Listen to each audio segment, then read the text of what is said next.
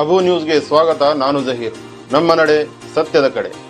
ಸಿಂದಗಿ ನಗರದ ವಿದ್ಯಾರ್ಥಿನಿಯರ ಬೇಡಿಕೆಗಳಿಗೆ ಅನುಗುಣವಾಗಿ ವಿದ್ಯಾರ್ಥಿಗಳಿಗೆ ವಿದ್ಯಾಭ್ಯಾಸಕ್ಕಾಗಿ ಅನುಕೂಲವಾಗಲಿ ಎಂದು ಸಿಂದಗಿ ನಗರ ಸಾರಿಗೆಗೆ 2 ನೂತನ ಬಸ್ಗಳ ಬೇಡಿಕೆ ಕುರಿತು ಮಾನ್ಯ ಸಾರಿಗೆ ಸಚಿವರಾದ ರಾಮಲಿಂಗಾರೆಡ್ಡಿ ಅವರಿಗೆ ಕಳೆದ ತಿಂಗಳು ಪತ್ರ ಬರೆದಿದ್ದೆ. ಮಾನ್ಯ ಸಚಿವರು ನಮ್ಮ ಪತ್ರಕ್ಕೆ ಸ್ಪಂದಿಸಿ ಕೂಡಲೇ ಸಾರಿಗೆ ಇಲಾಖೆಯ ಎಂಡಿ ಅವರಿಗೆ ಸಿಂದಗಿ ನಗರ ಸಾರಿಗೆಗೆ 2 ಬಸ್ಸುಗಳ ಬಿಡುಗಡೆ ಕುರಿತು ಆದೇಶ ಮಾಡಿದರು. ಅದರ ಫಲವಾಗಿ ಇಂದು ಸಿಂದಗಿ ನಗರ ಸಾರಿಗೆಗೆ ನೂತನ ಬಸ್ಗಳ ಚಾಲನೆ ನಿರ್ವಹಿಸಲಾಗಿದೆ ಎಂದು ಶಾಸಕ ಅಶೋಕ್ ಮನಗೂಳಿ ಚಾಲನೆ ನೀಡಿ ಮಾತನಾಡಿದರು.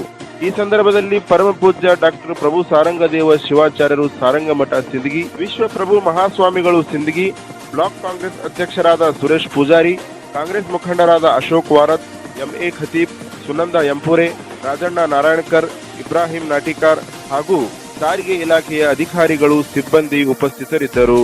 ಇದರ ಉದ್ದೇಶ ಇಷ್ಟೇ, ಇವತ್ತು ವಿದ್ಯಾರ್ಥಿನಿಯರಿಗೆ ಸಿಂದಗಿಗೆ ಬರುವಂಥ ಎಲ್ಲ ನಾಗರಿಕರಿಗೆ ಇವತ್ತು ಒಳ್ಳೆಯ ಸಾರಿಗೆ ವ್ಯವಸ್ಥೆ ಮಾಡಬೇಕು ಅನ್ನೋದು ಇದರ ಒಂದು ಉದ್ದೇಶ. ಇವತ್ತು ವಿದ್ಯಾರ್ಥಿನಿಗೆ ಇವತ್ತು ಬೆಳಗಿನ ಜಾವ ಮತ್ತು ಸಾಯಂಕಾಲ ಜಾವ ಇದರ ಬಸ್ಸಿನ ಅವಶ್ಯಕತೆ ಭಾಳ ಐತಿ. ಅದಕ್ಕೆ ಬರೀ ಸಿಂದಗಿ ನಗರಕ್ಕೆ ಅಷ್ಟೇ ಸೀಮಿತವಾಗಿಡದೆ ಸಿಂದಗಿ ಅಕ್ಕಪಕ್ಕದಲ್ಲಿರುವಂಥ 7 ರಿಂದ 10 ಕಿಲೋಮೀಟರ್ ಇರುವಂಥ ಹಳ್ಳಿಗಳಿಗೆ ಈ ಬಸ್ಗಳು ಸಂಚಾರ ಆಗಬೇಕು. ಅಲ್ಲಿರುವಂಥ ವಿದ್ಯಾರ್ಥಿನಿಯರಿಗೆ ನಾಗರಿಕರಿಗೆ ಇದರ ಅನುಕೂಲ ಆಗಬೇಕು ಅನ್ನೋ ನಿಟ್ಟಿನಲ್ಲಿ ಅಧಿಕಾರಿಗಳ ಜೊತೆ ಈಗಾಗಲೇ ನಾನು ಚರ್ಚೆ ಮಾಡಿದ್ದೀನಿ.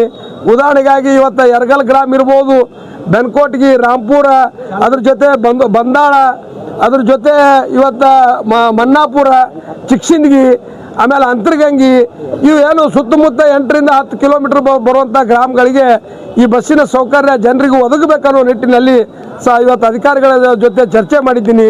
ಒಟ್ಟಾರೆಯಾಗಿ ಇವತ್ತು ಅತ್ಯಂತ ವೇಗವಾಗಿ ಬೆಳೆಯುತ್ತಿರುವಂಥ ಸಿಂದಗಿ ನಗರ ಇವತ್ತು 23 ವಾರ್ಡ್ಗಳಿರ್ಬೋದು.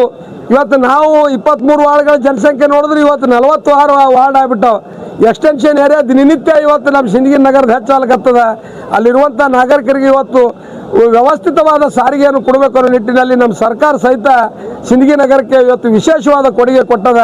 ಸಿಂದಗಿ ನಗರದ ಮಹಾಜನತೆ ಪರವಾಗಿ ಸನ್ಮಾನ್ಯ ಸಿದ್ದರಾಮಯ್ಯನವರಿಗೆ, ಸಾರಿಗೆ ಇಲಾಖೆ ಸಚಿವರಾದ ರಾಮಲಿಂಗಾರೆಡ್ಡಿ ಅವರಿಗೆ ನಾವು ವಿಶೇಷವಾದ ಅಭಿನಂದನೆಗಳನ್ನು ಈ ಸಂದರ್ಭದಲ್ಲಿ ಸಲ್ಲಿಸಿ, ಇವತ್ತು ಸಾರಿಗೆ ಇಲಾಖೆ ಸಿಬ್ಬಂದಿಯವರಿಗೆ ನಾವು ಇಷ್ಟೇ ಹೇಳೋದು, ಒಳ್ಳೆಯ ಸಾರಿಗೆ ವ್ಯವಸ್ಥೆ ಕೊಡ್ರಿ, ಒಳ್ಳೆಯ ವೇಳೆಯನ್ನು ಇವತ್ತು ಸರಿಯಾಗಿ ತಾವು ಮೇಂಟೈನ್ ಮಾಡಿರಿ.